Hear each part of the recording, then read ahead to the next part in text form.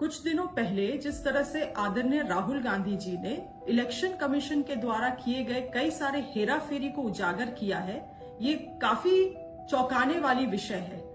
आपने देखा होगा कि जिस तरह से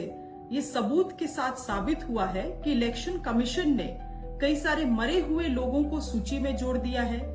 कई सारे जिंदा लोगों को मरा हुआ घोषित कर दिया गया, एक ही एड्रेस से 100-200 लोगों को दिखा दिया गया और साथ ही साथ एक ही व्यक्ति का एक ही वोटर आईडी से अलग अलग राज्य की सूची में जोड़ दिया गया।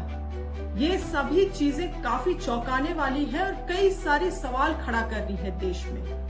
देश की जनता जानना चाहती है कि आखिरकार हकीकत क्या है और ऐसी स्थिति में इलेक्शन कमीशन को सामने आके स्पष्टीकरण जारी करना चाहिए अपने तरफ से, क्योंकि देश में लोकतांत्रिक व्यवस्था है और लोकतांत्रिक व्यवस्था में हर एक वोटर को एक वोट का अधिकार है और उसी से लोकतांत्रिक व्यवस्था का स्थापना होती है। अगर ये हेराफेरी किया गया है और नहीं किया गया है, इसमें कम से कम इलेक्शन कमीशन को अपने तरफ से एक उत्तर